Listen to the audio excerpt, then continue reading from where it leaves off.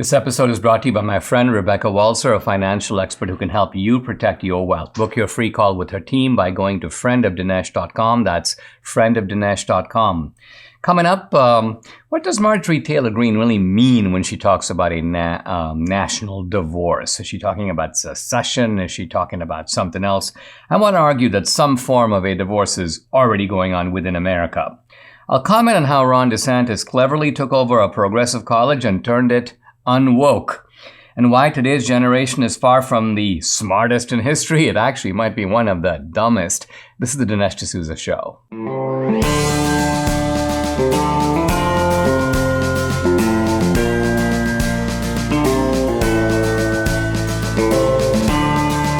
America needs this voice. The times are crazy. In a time of confusion, division, and lies, we need a brave voice of reason, understanding, and truth. This is the Dinesh D'Souza Podcast. I want to further discuss Marjorie Taylor Greene's idea of a national divorce. Now, this is an idea that has stimulated a lot of comment, a lot of it derisive from the left, most of it very uninformed, and sometimes uninformed on both sides of the debate. But let's begin by thinking about what Marjorie Taylor Greene meant by this, because the concept of a national divorce can be understood in more than one way. In fact, I can think off the top of my head of at least 3 or 4 ways that we can interpret it. So one way to interpret it would be, for example, secession. We split the country into 2, and of course that has some sorts of operational difficulties. It's not quite as simple of north-south or east-west. It would have to be a very complex division. So that's option, but it's only option number 1. Option number 2 would be that we create parallel societies. 2 Americas inside of America, something I've argued for, and something that to some degree is already happening. I'll say more about that in the next segment. But that's a second option. A third option is decentralization of power. Take power away from Washington. Now we can see that people in Washington won't want to give up power without a fight, without a struggle. But nevertheless, the idea of dispersing power to the different jurisdictions, that way red states can live the way they want, blue states can live the way they want. The federal government oversees the process, but it's not the kind of nerve center of making decisions for the whole country. So these are 3 different ways to think about the so-called national divorce. Let's listen to Marjorie Taylor herself, because she gave a lengthy interview in which she spelled out her thoughts about it, which I think are quite provocative. And the first thing she says is that many Americans are giving up. They're sick of the talking heads that just complain about problems and politicians who don't fix anything, while the right keeps taking beatings and abuse from the left. So this is her point, that our starting point is kind of the Texas motto: we're not going to take it anymore. It's not enough just to sit around and analyze and comment and do, depressing shows, hopefully mine not included, in which people just talk about how the world is coming to an end and how this is going to make you really angry and next time it's going to make you angrier. And Marjorie Taylor Greene is, we need a way out of this. And it's hard to say that she's not right about that.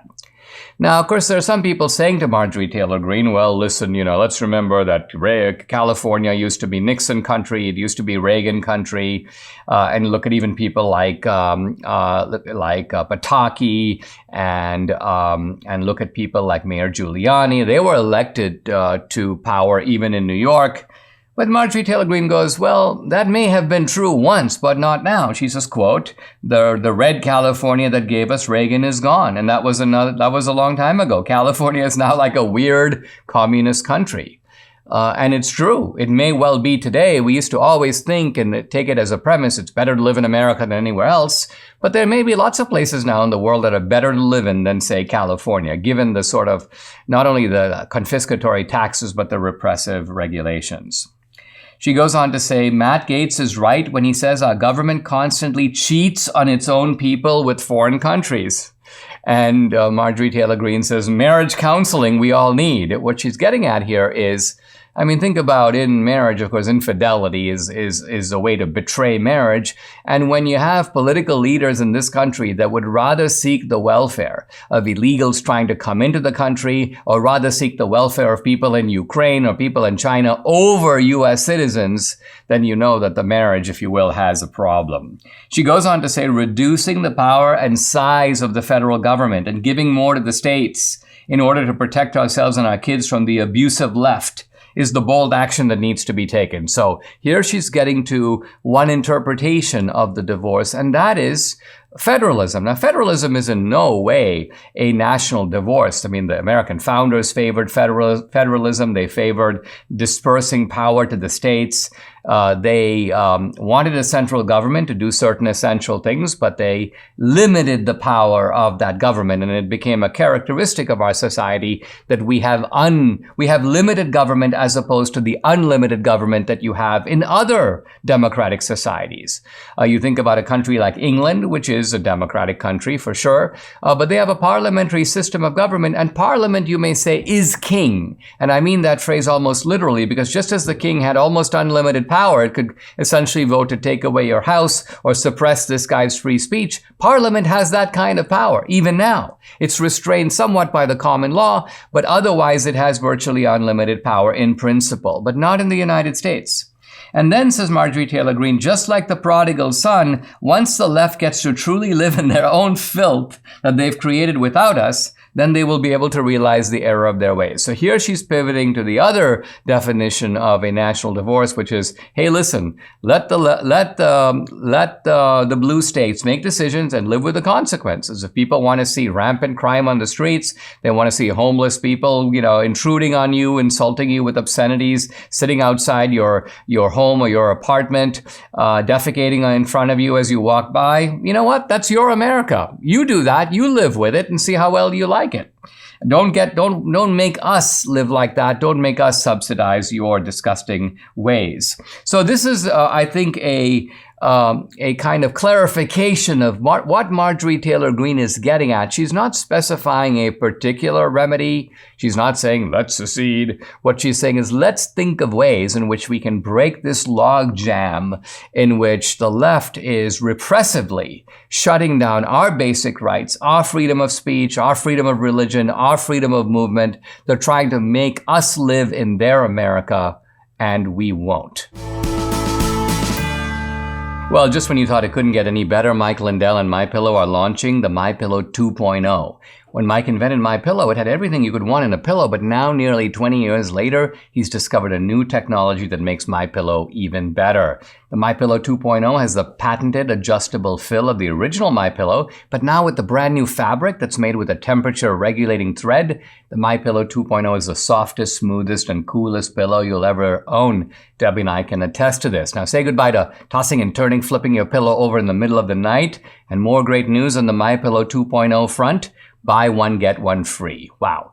That's with promo code Dinesh. Now, the MyPillow 2.0 is machine washable and dryable, made in the USA, 10-year warranty, 60-day money-back guarantee. So go ahead and get yours. Call 800-876-0227, that number 800-876-0227, or go to mypillow.com to get the discount. Don't forget to use the promo code. That's DINESH, Dinesh. I'm continuing my discussion of Marjorie Taylor Greene's idea of a national divorce. But I want to argue in this segment that this is something that is already going on. It's not a separation of America, but it's a separation of the two ideological camps within America. Now, I've argued for some time, and I also argue in my speeches about how we have to create our own America inside of America and live in it and police it, defend it. And that means creating our own schools, a massive project, but we have to do it. Our own colleges and universities. I don't think we need to build hundreds of brick and mortar institutions. I think we need a few of those, but we also need a high quality online education offered at a very low cost. And the beauty of this is not only does this provide an alternative to what's in higher education, but it destroys the existing model of higher education, which relies on parents putting their lifetime savings aside and then putting it at the altar of sending their kids off to schools that often do nothing more than ideologically indoctrinate and corrupt your children against your values.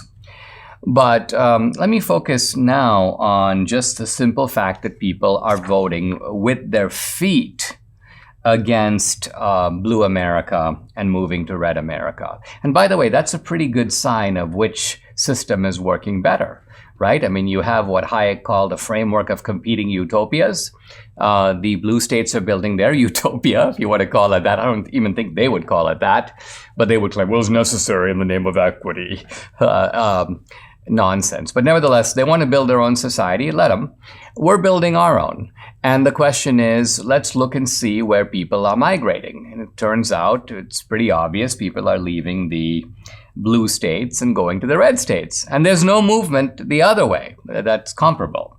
So 9 of the top 10 states gaining population were red states, led by Florida. 7 of the top 10 losers are blue states, led by New York. Now, here's the LA Times reporting about California. The California exodus has shown no sign of slowing down. Even as the state's population dropped by 500,000 people, 500,000 people left California between 2020 and 2022.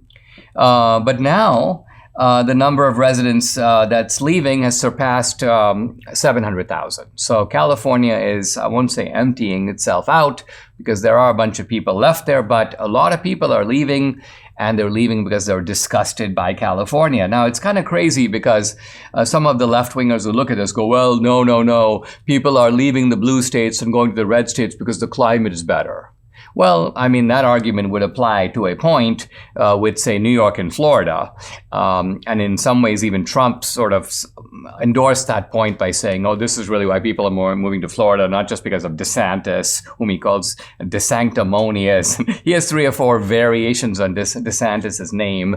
But nevertheless, the point being this, it doesn't explain why people are leaving California. The climate's amazing. The climate's beautiful. California, I think, is far and away the most beautiful state in the nation. I say that as a former Californian who got up and left. So I am part of this migration. And why are people leaving? Well, I mean, one factor, I guess, is economics.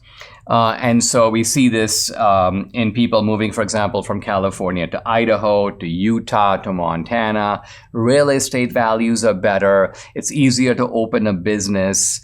And you don't have a 9, 10, 11, 12, 13% state tax rate. Think of it. You have a federal tax rate. And if you move into the upper brackets, 37, 38, 39, and then you add a California rate of 12, 13%, you're at a 50%. You're paying Scandinavian taxes in California without, by the way, well-run Scandinavian services and well-run Scandinavian benefits. The Scandinavian welfare state works because they tax you a lot, but they also have well-provided services. California does the former, but not the latter. So economics is one reason why people are participating in this kind of national divorce. And here, I mean, they're moving out. They're moving out of the red states. It may not be a formal divorce, but it's like, I quit. I'm out of here. They're moving out of the blue states, sorry. And the other reason they're doing it, I think, is political freedom. This is often the ignored second component, because here's DeSantis. He talks about Florida. He goes, Florida's where woke goes to die. And where woke goes to die is also where freedom comes to live. And so people want economic prosperity and they want opportunity, but they also want a chance to live their own lives. And that is perhaps the most obvious definition of freedom. Hey, notice I look a little slimmer on the podcast. I'm not taking as much space on your screen. Debbie and I gained a bunch of weight. We're not telling you how much, too much, during COVID. And we kind of had a choice. We'll either go down the fat affirmation route, or start dropping some pounds. We started the PhD weight loss and nutrition program 4 weeks ago. Debbie has already lost more than 6 pounds. I'm down 13.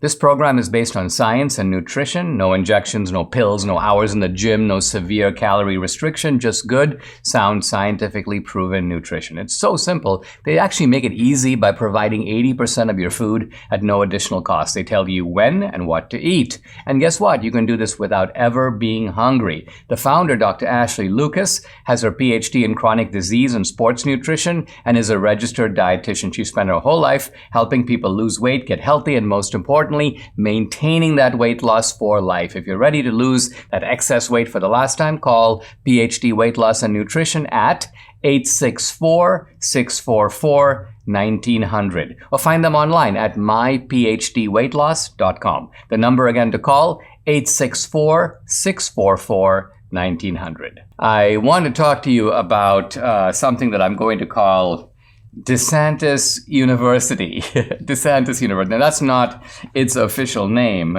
We're actually talking about a college called the New College of Florida. Now, the New College of Florida is a progressive left-wing institution. By the way, it's almost 2-to-1 female to male. It's got a huge so-called gay, or I guess they call themselves queer and trans community. Some of the professors are trans, openly so, and so on.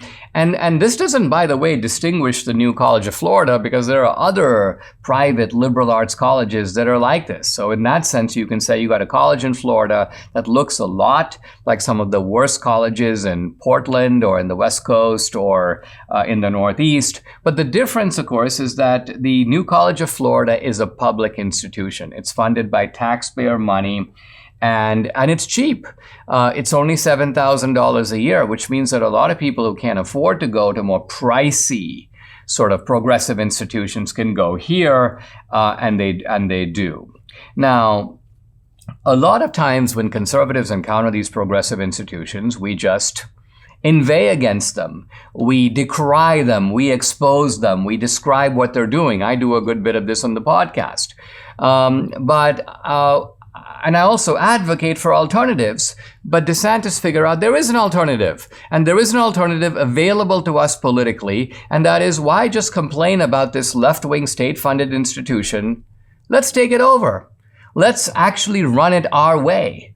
And that means not running out the leftists who are in the institution, but changing the composition of the faculty over time, changing the composition of the curriculum, changing the mission of the university. Why don't we take this hippie college, if you will, with all its diversity, equity, and inclusion, all its left-wing indoctrination, all its speech codes and enforced orthodoxy, and let's create a new orthodoxy. And so DeSantis began to appoint new members to the board. He started appointing political guys from his own team, academics like Mark Bauerlein, a very prominent English professor who used to teach for many years at Emory University, I believe, Chris Rufo. And he brought these guys onto the board, and they began to expose the deficiencies of this college. Number one, a whole bunch of students drop out before the end of their first year. Number two, a whole bunch of them get no jobs after they leave. Why? Because they're essentially majors in indoctrination. They spout left-wing garbage. Who wants to hire that? What kind of skills does that? How does that prepare you for the workforce? And three, the few guys coming out of this college that get jobs make a lousy income. In fact, the median salary is $32,000. Now, I'm not sneering at that salary, but I'm saying you could make that salary just by not going to college. Lots of people, in fact, who are welders and people who work on oil rigs make 3 times the salary, and they don't have a college education at all.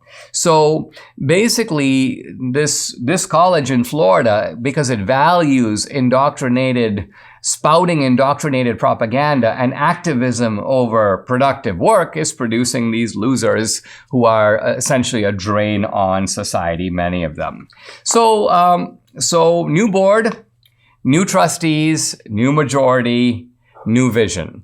And I think over time, we're going to see also new faculty. One of the board members, I think, very coolly said, let's fire the entire faculty.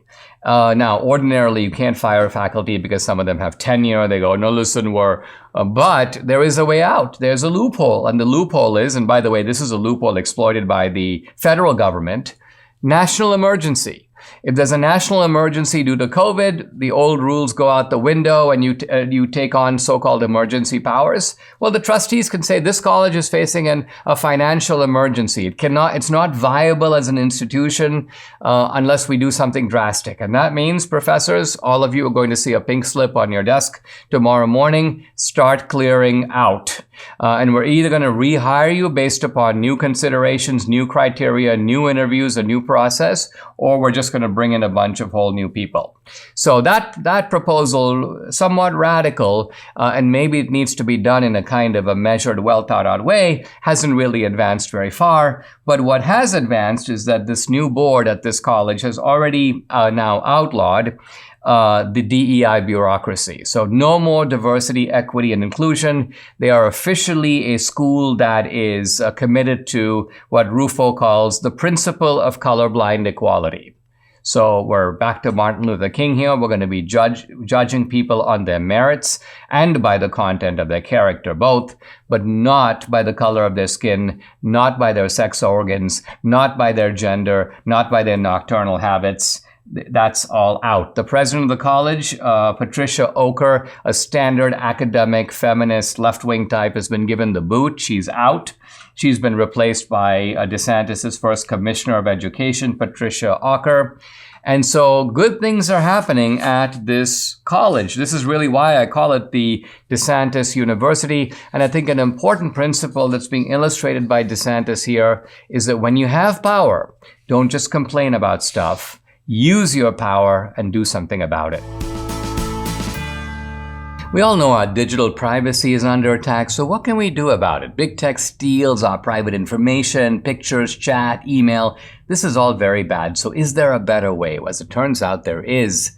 Secure is the better way. It's spelled S-E-K-U-R. It offers secure instant messaging and email hosted in Switzerland without using any of the big tech platforms and using Swiss privacy laws, which are the strictest in the world. Debbie and I signed up for Secure. We use it. We love it. It's terrific. Secure's proprietary technology allows you to communicate privately without fear of spying from big tech companies, your email provider, or hackers. Use Secure to chat or email with everyone, including non-secure users, thanks to Secure's unique features called Secure Send and Chat by Invite. Secure is a separate email and messaging application that guarantees your privacy.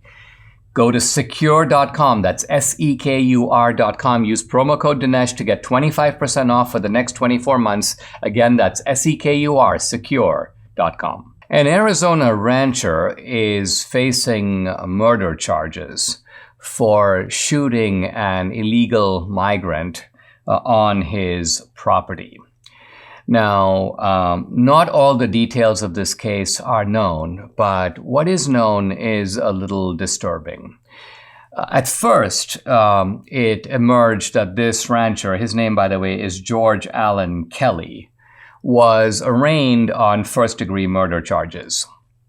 And also, shortly after, the prosecution added 2 charges of aggravated assault. Now, when prosecutors do that, you might ask, why are they doing it? And I think in general, the reason they do it is they are a little doubtful that they're going to get a conviction on the murder charge. So they throw in some other charges, some lesser charges, in the psychological expectation that the jury acquits or hangs, refuses to convict, there's a hung jury, on the more severe charge. The jurors might go, well, yeah, but let's vote guilty on the lesser charges. So it's an attempt to get some of what you originally wanted. It's kind of a sneaky tactic, because think about it. In some ways, I think prosecutors should be forced to choose. I mean, did the guy murder the other guy, yes or no? And if you think he did and you're going for a murder charge, that's all you should be able to charge him with, because obviously if he murdered the guy, he committed aggravated assault. But if you think it wasn't murder and it was aggravated assault, charge him with that. But our law allows prosecutors to go with this kind of double-barreled approach, which I think is somewhat problematic, because I think it's a little bit of a ruse to get lesser convictions when you can't get greater ones.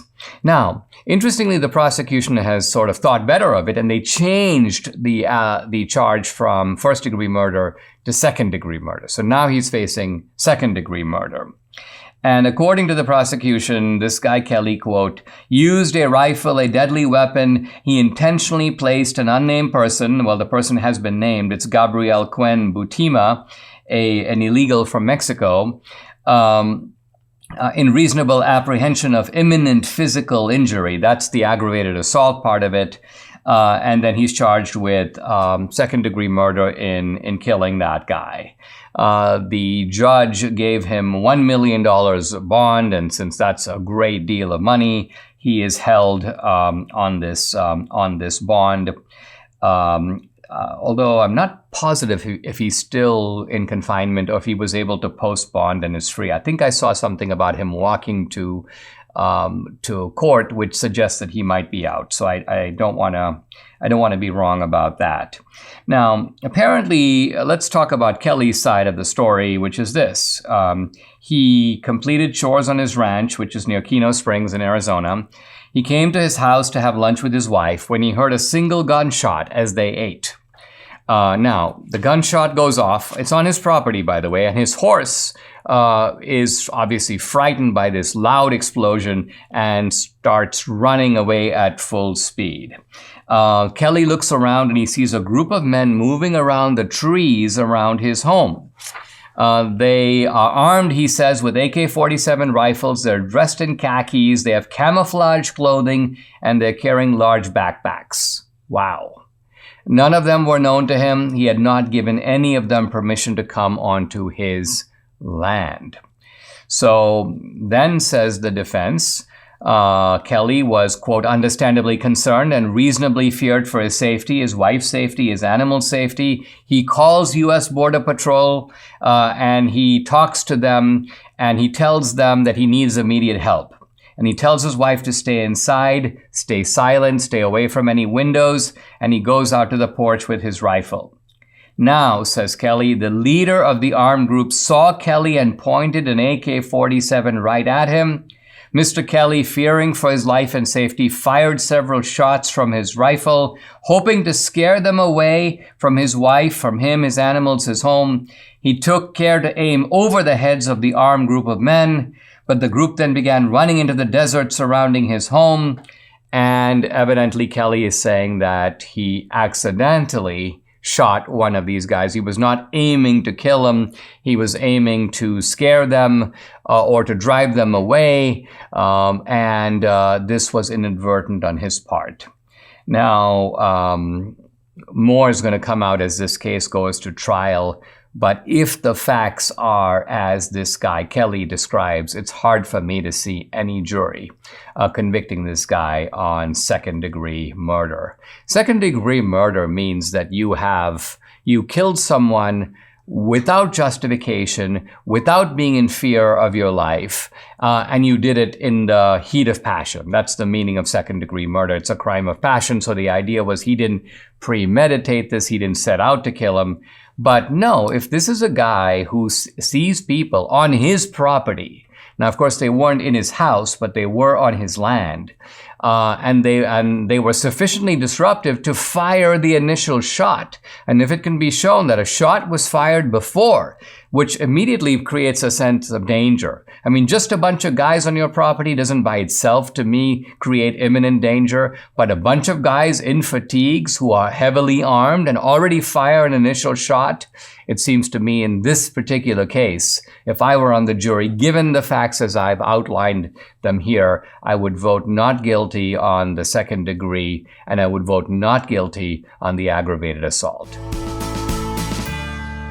You don't have to just learn to live with aches and pains, which can really disrupt your day. Debbie and I started taking Relief Factor a couple of years ago. The difference we've seen in our joints has been nothing short of amazing. Aches and pains are gone thanks to this 100% drug-free solution called Relief Factor. Relief Factor supports your body's fight against inflammation. That's the source of aches and pains. The vast majority of people who try Relief Factor order more. They love it. It works for them. Debbie's a true believer. She can do the exercises that for a long time she wasn't able to do. Relief Factor has been a real game changer for her, her aunt, other members of our family, Mike here in the studio, and for many other people. You too can benefit. Try it for yourself. Order the 3-week quick start for the discounted discounted price of just $19.95. Go to relieffactor.com or call the new number 800-4RELIEF to find out more about this offer. That number again, 800-4RELIEF, or go to relieffactor.com. You'll feel the difference. There are two interesting developments out of Seattle that I want to comment on in this segment. The first one is that the city of Seattle has settled by paying money, and probably a lot of it, to local businesses in the so-called CHOP district. Now, CHOP, of course, is the acronym for the autonomous zone that was created in Seattle. You remember this in the around the time of the George Floyd protests. A bunch of lawless activists took over a whole area in Seattle. They called it an autonomous zone, or Capitol Hill Autonomous Zone. That's Jazz, or Capitol Hill Occupied Protest. That's where you get CHOP. And they basically pushed the police out, and the police agreed to leave. So you had an area that was open to crime, to marauding, to lawlessness, to all kinds of harassing of local businesses, which were treated as if they were the problem. They caused the George Floyd incident because, they're symbols of white supremacy. And so these local businesses were dealing with rampant violence, with drug markets, with armed warlords patrolling the streets.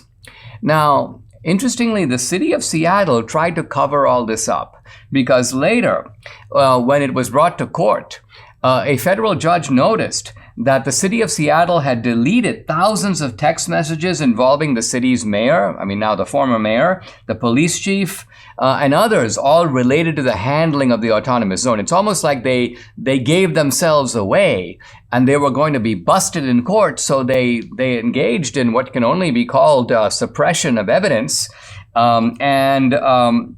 and it reveals quite obviously that they had a lot to hide. They were, in a sense, legally ashamed of their behavior. They didn't want the judge to find out about it. And the judge levied sanctions against the city for engaging in this corrupt and lawless practice. And now the city decided, if we go to trial, all of this is going to come out. We don't want it to come out, so we are going to do what we can do, namely, we're going to pay these people under the table. In other words, we're going to pay them through a negotiated settlement. And very often with those settlements, there's a clause at the end that says you cannot disclose the terms of the settlement. This settlement is completely confidential. So it protects bad guys from their bad behavior by preventing it from getting public exposure. Basically, you buy your way out of the problem. And so it's good news for the local businesses. I'm sure they deserve the compensation they got. They were clearly damaged by the bad behavior. And this is really why I think if today it makes no sense to live in a place like Seattle, because you're vulnerable to this kind of thing. In some senses, you got to say,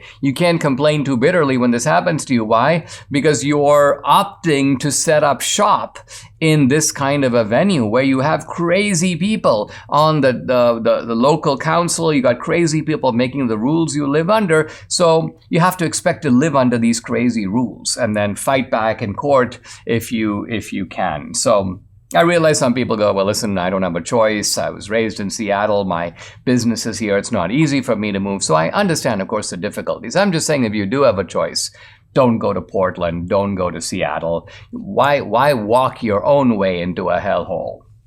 Now, another example, this on the lighter side, Seattle is the first U.S. city to ban discrimination based on caste.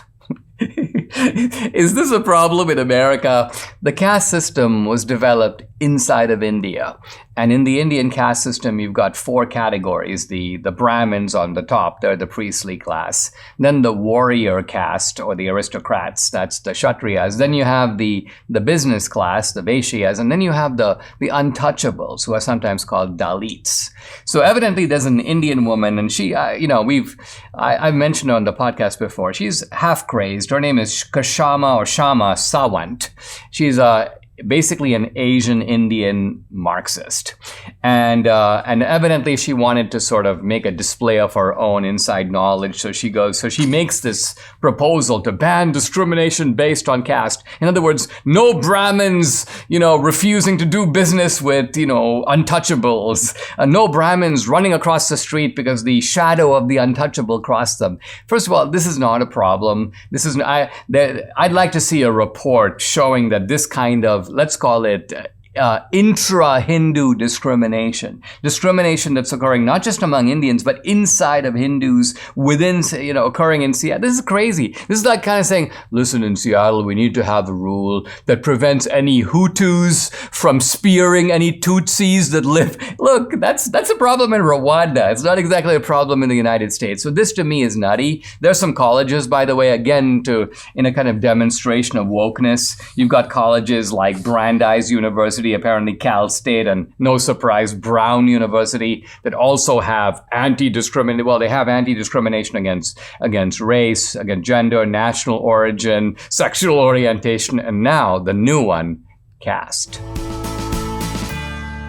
My dad didn't believe in the stock market. He was kind of a put your money in the bank kind of guy. But I discovered in the early 1990s that investing in the market could be really profitable and make sense if you're in it for the long term. The problem is we're in a very rocky economy with a lot of craziness, bad policy at home, instability abroad. There's always the risk of a black swan event, a single event that comes out of nowhere, basically cripples your savings. So how do we take advantage of the upside of the market and protect ourselves against the downside? We need some really good guidance here. Now, you've probably seen Rebecca Walser on the podcast. She's very smart, very insightful. She's a tax attorney and wealth strategist with her MBA from the London School of Economics. And Rebecca and her team can help protect your wealth during these unprecedented times. Go to friendofdinesh.com, book your complimentary introductory call today to see if you qualify. Again, go to friendofdinesh.com. Our schools, and in particular our public schools, but to some degree what I'm about to say applies to private schools, are failing our students on so many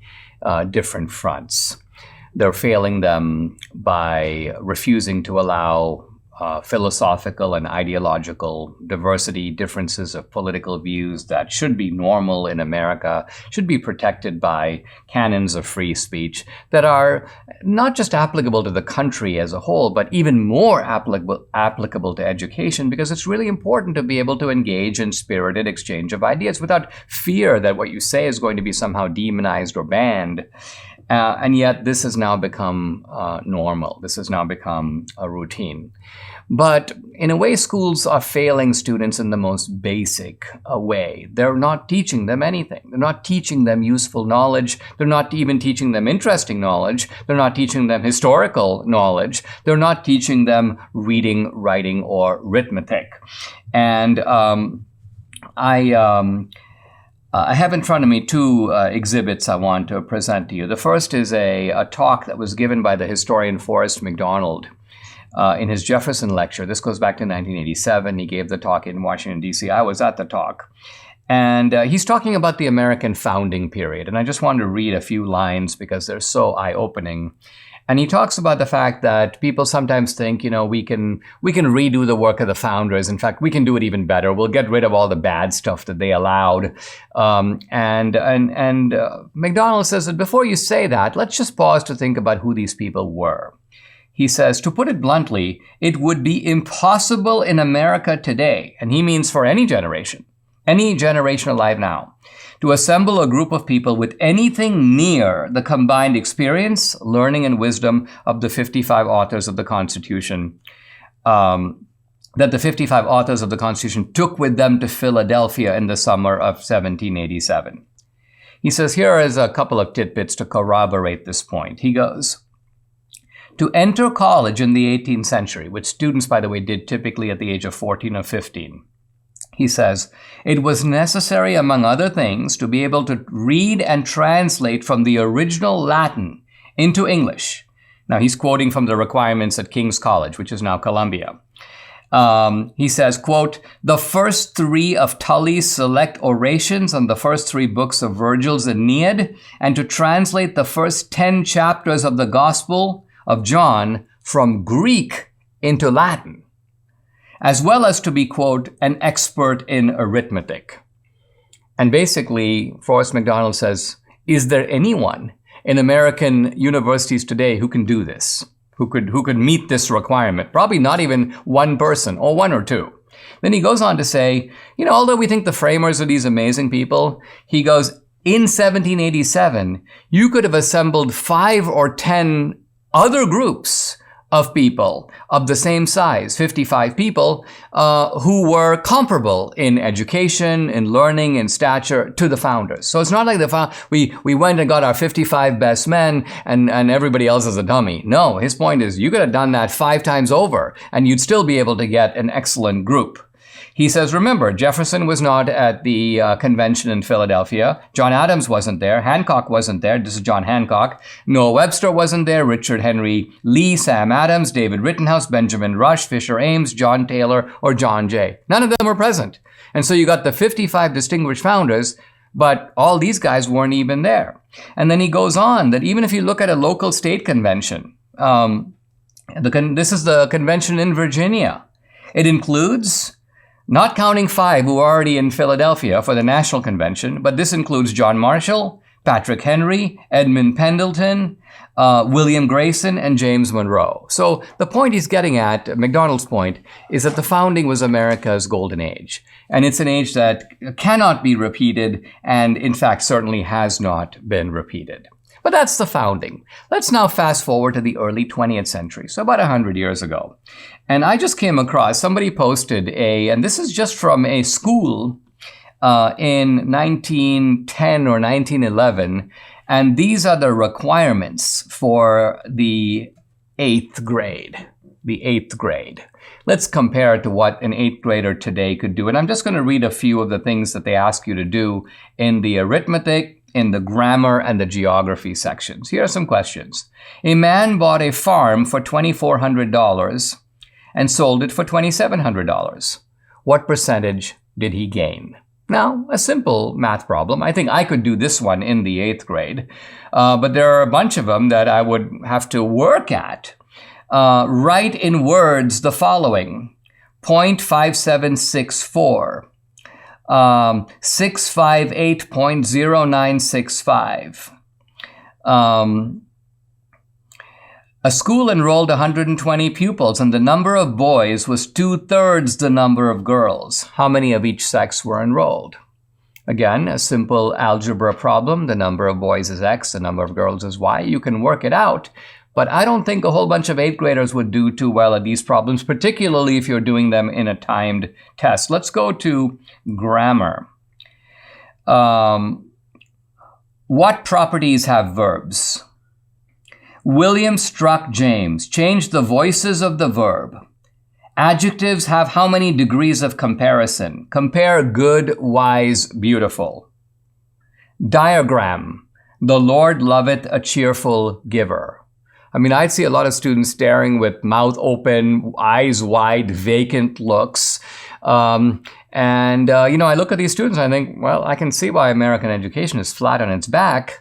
And I don't really blame the students, right? I mean, they're undoubtedly the stupid products of the system, but they're not the cause of the stupidity. The cause of the stupidity, of course, is that their teachers and the bureaucracy and the system has not awakened that curiosity in them that's going to enable them to learn. I don't even want to go into the geography because here we go. Just one example. Name and give the capitals of states touching the Ohio River. I can't do that one. Now, in my defense, I wasn't born in the United States, and my comprehension of U.S. geography is still not what it should be. Debbie can probably do it, but I bet you most 8th graders could not do it. And this is true of all the geography questions that I see on this list. Every single one of them would be too difficult, and all of them together would probably stump just about anyone except a kind of geography whiz. So no, we haven't come a long way. We've actually deteriorated and degenerated, and this is simply a way to say that we need to start getting our act together again. I'm going to sum up and conclude my discussion of evolution and the argument from design, and I want to do it with a very elegant quotation by the physicist Stephen Barr.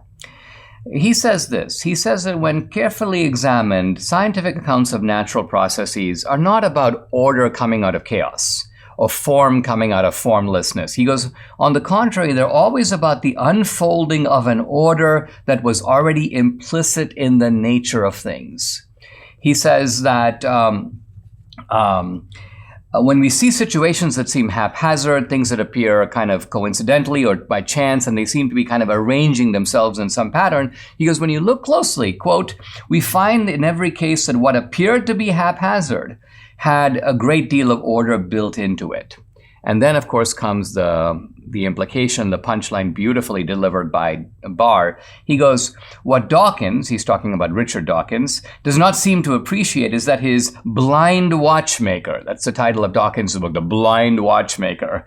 And Barr goes that Dawkins' blind watchmaker is something even more remarkable than Paley's watch. Paley finds a watch and says, hey, how can such a thing have come to be by chance? Dawkins finds an immense automated factory that blindly constructs watches. And he feels like he's answered Paley, he's refuted Paley. But, says Barr, that's absurd. How can a factory that makes watches be less in need of explanation than the watches themselves? So let me rephrase this point slightly. What Barr is saying is that there is a massive order built into the universe, and it's the job of science to excavate the order. The order is not obvious. That's why it's taken 2,000 years, or actually several hundred years of scientific investigation to ferret out this order. But the order was already there. We just didn't know about it. Even evolution depends on that kind of an order. So Dawkins' so-called refutation of Paley is a joke. It fails completely. Paley was right all along, although the evidence for Paley is much stronger today and is somewhat different, although it incorporates the evidence that Paley himself submitted. So what are we saying here? We're saying here really that the problem was never with evolution by itself. The problem is with the kind of, let's call it metaphysical Darwinism. Evolution is a scientific theory. Darwinism is a metaphysical stance and a kind of political ideology. Darwinism is the atheist spin imposed on the theory of evolution. As a theory, evolution by itself is not hostile to the Bible, it's not hostile to religion, and far from disproving design, evolution reveals the mode by which design has been executed.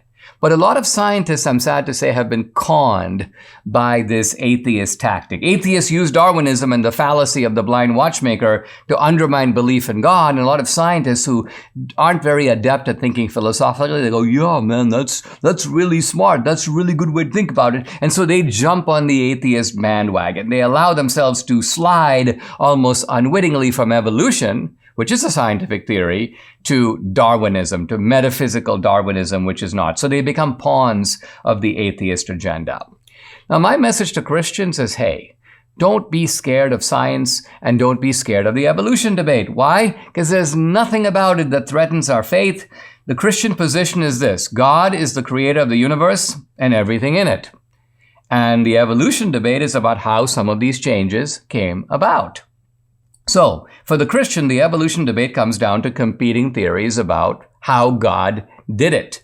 I'm not saying you have to accept evolution if you don't want to, but I'm saying even if you don't accept it, don't be frightened of it. It's not a refutation of the Bible. It's demonstrating merely the means to the end of creating this kind of multiplicity of life that we see on the earth and as part of this grand universe that is so carefully orchestrated or designed. My view is that Christians and other religious believers should embrace evolution while rejecting Darwinism.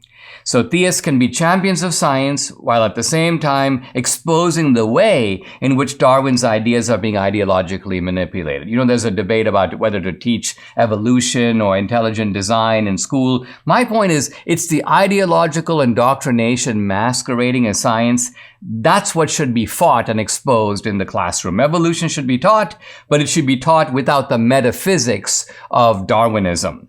Instead of suing to get theories of creationism and intelligent design into the classroom, Christians should be suing to get atheist interpretations of Darwin out. And think about it.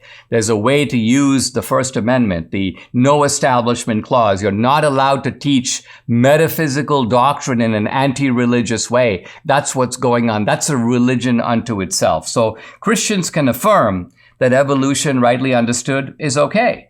It's the book of nature and the book of scripture, well, not contradictory, and no surprise because they were written by the same guy. In fact, both the book of nature and the book of scripture affirm the notion of a universe and its creatures that are the product of supernatural design, and divine creation. Subscribe to the Dinesh D'Souza podcast on Apple, Google, and Spotify, or watch on Rumble, YouTube, and SalemNow.com.